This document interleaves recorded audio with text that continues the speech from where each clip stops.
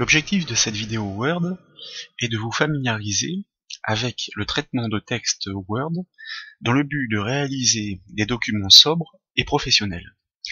Tout d'abord, lorsque vous démarrez Word, vous avez par défaut une liste de modèles qui sont proposés pour réaliser des documents d'un certain type par thème. Alors comme vous le constatez, il y a des mises en forme qui sont assez complexes, qui permettent de réaliser de très beaux documents. Dans notre cas, comme nous débutons et que nous voulons faire un document sobre et professionnel, nous partons d'un document vierge. Donc nous cliquons sur cette proposition. Et nous obtenons la page de notre document, la feuille qui est matérialisée au centre, comme vous le constatez. Donc ici nous sommes en zoom 80%, nous allons passer à 100%. Avec au-dessus les règles qui sont très importantes, nous le verrons. Si elles ne sont pas présentes dans votre cas, vous passez par le menu affichage ici et dans le ruban, vous cochez la case règles. Nous revenons dans le ruban accueil. Vous remarquez la présence d'une petite barre verticale qui clignote. Cette petite barre verticale dans Word s'appelle le point d'insertion. Le point d'insertion est l'endroit à partir duquel la saisie débute dès lors que vous tapez au clavier. Donc, avant de commencer une saisie, si vous voulez reprendre la saisie dans un document existant, vous cliquez pour placer le point d'insertion. Autre chose très importante avant de démarrer la conception de notre document, en l'occurrence ici, nous allons réaliser une lettre de motivation pour une candidature spontanée. Nous devons nécessairement travailler dans Word avec ce que l'on appelle les caractères masqués. Dans le ruban accueil, c'est ce bouton qui permet de les afficher. Les caractères masqués, comme leur nom l'indique, ne s'impriment pas. Ils permettent de vous informer sur la nature des lignes, des mises en forme effectuées dans votre document. Vous voyez, apparaît ici une sorte de petite note de musique inversée. En fait, il s'agit d'une marque de paragraphe qui indique la fin du paragraphe, bien que, à ce stade, notre document soit vide. Ici, le but du jeu n'est pas d'apprendre à faire de la saisie, nous allons donc récupérer un texte existant. Sachez d'ailleurs que ces sources sont disponibles en téléchargement sur le support qui se trouve sur le site bombache.fr. Donc pour récupérer le texte, nous passons par le ruban insertion, nous cliquons sur la flèche du bouton objet, et puis nous cliquons sur texte à partir d'un fichier, et nous allons naviguer dans le dossier dans lequel nous savons que nous avons effectivement enregistré nos sources pour pouvoir le récupérer. En l'occurrence, il s'agit d'un fichier texte, donc ici nous choisissons de filtrer sur les fichiers texte. Voilà, courrier. Et donc Word va insérer, nous acceptons le choix par défaut, Windows par défaut, le texte brut. Alors vous voyez que la police n'est pas très gracieuse, la mise en forme n'est pas très jolie, donc il va falloir commencer par remédier à tout ça. Alors, une technique très simple, nous allons changer dans un premier temps pour ce texte la police de cette lettre de motivation, et puis éventuellement sa taille. Alors comme tout le texte est concerné, avant de faire une mise en forme, on le sélectionne. Pour sélectionner tout le texte dans Word, on fait au clavier CTRL-A, la touche CTRL avec la lettre A du clavier. Et puis, dans le ruban accueil, c'est celui qui propose d'ailleurs tous les outils de mise en forme et de texte et de paragraphe. On reviendra sur cette notion de paragraphe. Il y a ici une liste qui est la liste des polices, donc courrier new n'est vraiment pas adapté. Nous allons choisir dans la liste une police qui s'appelle Calibri Light. Alors ici, vous voyez, elle est proposée par défaut parce que nous l'avons déjà utilisée, mais sachez qu'elles sont classées par ordre alphabétique et qu'il suffit de s'y positionner ou bien de taper d'ailleurs les premières lettres au clavier pour vous positionner dessus. Donc nous choisissons Calibri Light et nous l'appliquons. Vous voyez que la police est déjà un peu plus gracieuse, et puis nous allons augmenter la taille du texte. Nous voudrions 11, alors nous pouvons la sélectionner comme ceci, mais nous pouvons aussi la taper directement à la place du 10,5 et puis valider par entrée. Et vous voyez que la mise en forme se répercute bien sur l'ensemble du texte sélectionné.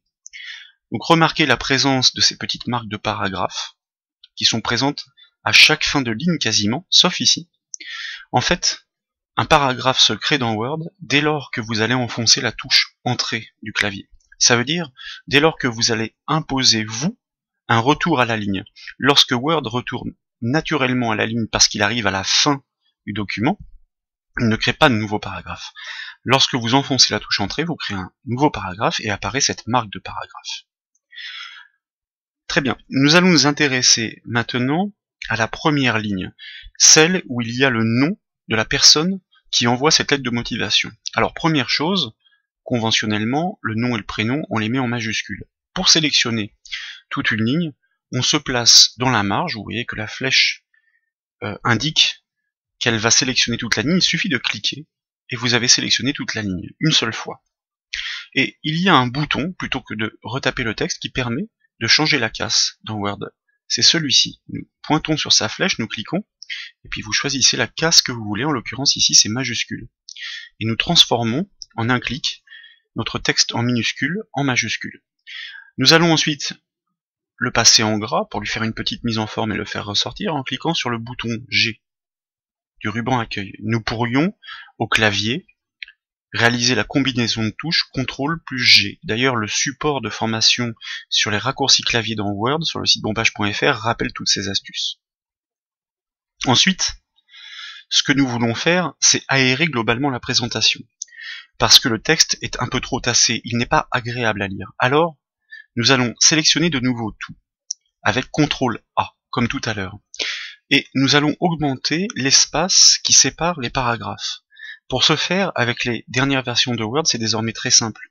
Il y a dans la section paragraphe du ruban accueil, un petit bouton ici, sur lequel nous allons cliquer, ou plutôt sur sa flèche, et nous allons choisir non pas de modifier l'interligne, parce que l'interligne est l'espace entre les lignes d'un paragraphe, mais nous allons choisir d'ajouter un espace avant le paragraphe.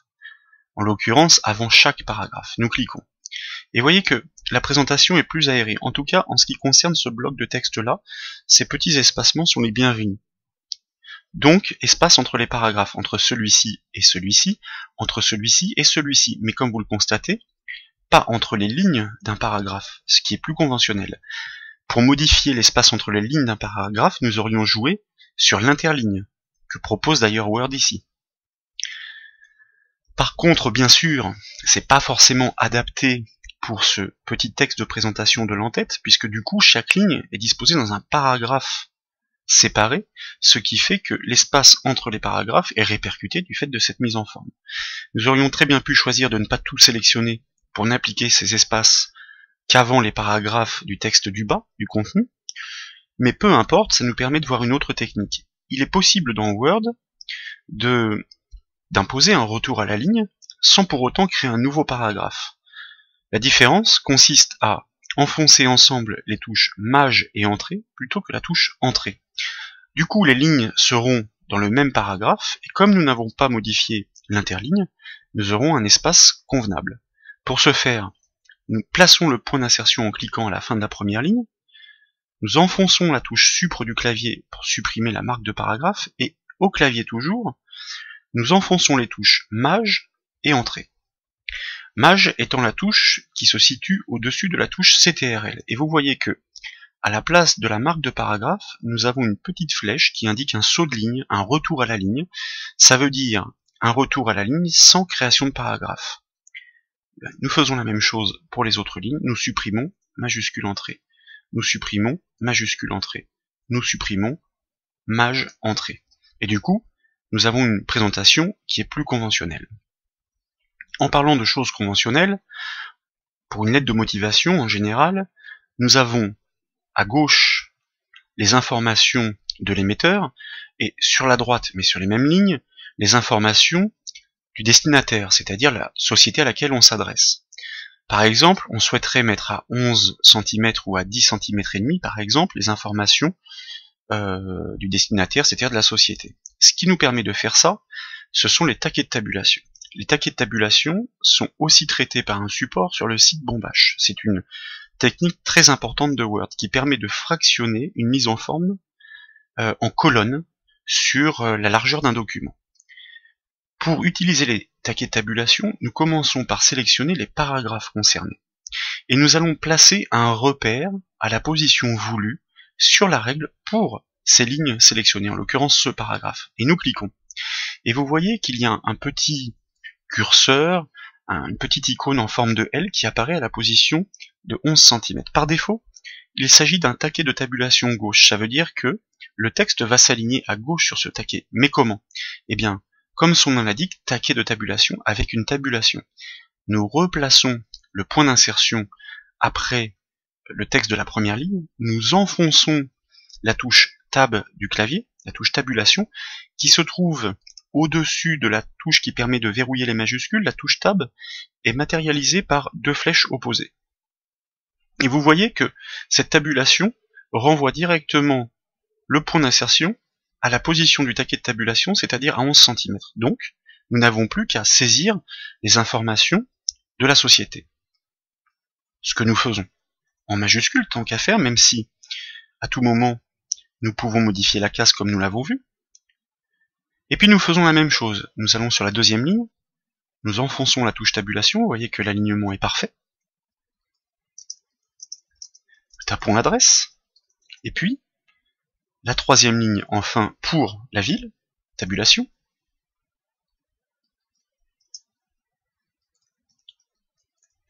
Éventuellement, ici, nous pourrions mettre le texte Marseille en gras. Alors, technique simple dans Word pour sélectionner juste un mot. Il suffit de double-cliquer dans le mot. Et puis, on le met en gras avec le bouton G du ruban. Remarquez, grâce au caractère masqué, ici, l'indication donnée par Word sur les tabulations effectuées au clavier. Alors encore une fois, ce sont des caractères masqués qui, bien sûr, ne vont pas s'afficher à l'impression. Nous poursuivons notre mise en forme. Nous souhaiterions ici faire ressortir la ligne d'objet. Par exemple, nous allons la mettre en gras. Nous allons forcer un peu sur la taille, en 12. Et puis, pourquoi pas, lui attribuer un alignement centré. Comme ceci, en cliquant dans la section paragraphe sur le bouton centré. Alors le texte se centre sur la largeur de la page. En réalité, il se centre entre la position du retrait gauche et du retrait droit. Là aussi, ce sont des notions qui sont enseignées sur le site Bombache avec un support qui s'appelle mise en forme des paragraphes. Petit à petit, notre document prend forme. Nous souhaiterions ici, maintenant, pour tout le texte qui reste, obtenir une présentation un peu plus homogène, on va dire un texte plus équilibré sur la largeur de la page. Ce qui permet de faire ça, c'est l'alignement justifié. Word va jouer sur l'espace qu'il y a entre les mots, de manière à occuper au mieux la largeur qui lui est donnée pour une présentation beaucoup plus homogène et jolie. On commence par sélectionner tous les paragraphes concernés. On se met dans la marge, on clique et on glisse du premier paragraphe au dernier concerné. Et dans la section paragraphe du ruban Accueil, on clique sur le bouton Justifier. Et vous voyez que le texte va se répartir sur la largeur qui lui est donnée. Et donc, c'est beaucoup plus joli. Alors, à ce stade, ne vous souciez pas de ces petits soulignements rouges qui sont des potentielles fautes d'orthographe. En fait, c'est Word qui vous alerte sur des potentielles fautes d'orthographe. Cela vient tout simplement du fait que il ne connaît pas ces mots, donc nous l'ignorons, d'autant plus que, encore une fois, ces soulignements, bien sûr, ne s'impriment pas. Nous poursuivons. Ce que nous souhaitons faire maintenant, c'est ce qui est conventionnel dans une lettre de motivation, un CV, un courrier administratif, c'est de signer donc avec le prénom et le nom qui vont précéder la signature après impression que l'on fera au stylo. Et en général, on va aligner ce texte sur la droite. Par exemple, ici, on voudrait le mettre, admettons, à 9 cm et demi, 10 cm, 10 cm et demi, peu importe. Alors, surtout, ce ne sont pas les taquets de tabulation cette fois-ci qui vont nous permettre d'aligner ce texte à cette position. Les taquets de tabulation ne doivent être utilisés que lorsqu'on fait un alignement colonne, c'est-à-dire qu'on déplace seulement un fragment de la ligne, indépendamment du reste de la ligne, à une position donnée. Lorsque c'est toute la ligne, tout le paragraphe qui est concerné par cet alignement, on utilise, et c'est très important, un retrait gauche. On sélectionne le texte en question, ou le paragraphe en question, et le retrait gauche, vous voyez, c'est ce petit curseur sur la règle. On le prend par le bas, et on va le déplacer à la position voulue. En l'occurrence ici, 9 cm et demi. Très bien. On va faire un peu de mise en forme. On voudrait le mettre donc en gras, admettons, et pourquoi pas en taille 12. Donc on le sélectionne en cliquant dans sa marge, hein, c'est une des façons de faire qui est la plus adaptée. Et vous remarquez, puisque pour l'instant nous n'avons pas fait la remarque, qu'il y a une petite barre de mise en forme contextuelle qui s'affiche en fonction de la sélection, elle se met à disposition de la souris. En fait, elle offre bien les mêmes fonctionnalités que le ruban, sauf que l'avantage, c'est de se mettre à côté de la souris, donc plus de confort. On met en gras, on en profite, et puis on va mettre en taille 12. Voilà. Donc, remarquez la position du retrait gauche qui est ici, donc rien à voir avec le taquet de tabulation. Et puis finalement, on s'aperçoit que notre ligne d'objet n'est pas alignée comme on le souhaitait. On préférerait finalement l'aligner de la même façon que cette petite ligne du bas, ce serait plus joli. Alors plutôt que de reproduire le retrait gauche sur cette ligne d'objet, eh bien nous allons la reproduire, d'autant plus que la ligne d'objet possède un alignement centré qu'il faudrait dans un premier temps enlever. Donc on va reproduire une mise en forme existante, c'est intéressant, on sélectionne dans un premier temps la ligne qui possède cette mise en forme, c'est-à-dire le gras, la taille 12 et le retrait à gauche à 9,5. On clique dans le ruban accueil sur l'outil reproduire la mise en forme et on reproduit cette mise en forme en l'appliquant, en cliquant dans la marge de la ligne. Et vous voyez que en même temps que cette ligne d'objet perd son alignement centré, elle se cale bien avec un retrait à 9,5. Du coup, on a un alignement qui est parfaitement respecté. C'est une très bonne méthode pour reproduire à l'identique des mises en forme dans un document professionnel, histoire de ne pas avoir de décalage et de répercuter exactement les mêmes réglages. Ça se voit à l'impression. Justement, pour parler de rendu, donc nous allons déjà enregistrer notre document, ça c'est conventionnel. Donc on va dans Fichier, Enregistrer sous. Alors juste avant on l'avait pas bien vu parce que j'avais fait le raccourci clavier CTRL-S. Puis on clique sur Parcourir. Et là on va désigner un emplacement. Alors je vais le remettre au même endroit que tout à l'heure. Vous pouvez parcourir l'arborescence de votre disque ou bien aller directement dans le dossier document qui est toujours à portée de souris. Et puis là, allez, on va l'appeler lettre. C'est pour l'exemple.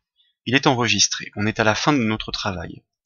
On voudrait avoir un aperçu sans tous ces caractères masqués. Donc on va recliquer sur ce bouton de manière à enlever ces caractères masqués, peut-être réduire un peu le zoom, et vous voyez qu'on obtient une mise en forme qui est très sobre, mais qui est en même temps très professionnelle. Donc nous avons bien réussi notre mise en forme pour notre courrier. C'est un très bon début. Dernier point, ce genre de courrier en général pour postuler se joint à un courrier électronique en tant que pièce jointe. Mais ne le faites pas avec un document Word. Un document Word, c'est un document qui peut être modifié, qui ne va pas forcément être transcrit de la même façon sur le poste de la personne qui va le recevoir, parce qu'il n'a pas la même version, parce qu'il n'a pas les mêmes marges, etc., etc. Donc on va livrer un instantané de ce document, c'est-à-dire une version PDF, qui va être fournie en lecture seule, et qui est d'une part une norme et beaucoup plus professionnelle. Word permet de le faire. Pour ce faire, nous cliquons sur Fichier, nous allons dans Exporter, et nous choisissons de créer un PDF en cliquant sur ce bouton. Et puis nous acceptons bien sûr l'emplacement par défaut, qui est le même que notre document Word. Le nom, nous cliquons sur Publier. Word est en train de le construire, et le temps qu'il lance le logiciel adapté, comme vous le constatez, voilà, il fournit ici le rendu du document au format PDF. Alors il faut l'afficher en taille 100% parce que sinon on a l'impression que les caractères sont mal écrits parce que c'est un zoom réduit. Lorsque vous l'imprimerez, vous obtiendrez ce rendu très précis. Lorsque vous allez le joindre, identique, donc vous allez avoir un document professionnel pour postuler et pour vos courriers électroniques. Voilà pour cette première vidéo sur la prise en main du traitement de texte Word. Tous les autres sont disponibles sur le site bombage.fr pour progresser avec la mise en forme des paragraphes, faire des documents qui sont de plus en plus complexes sur des thèmes bien précis.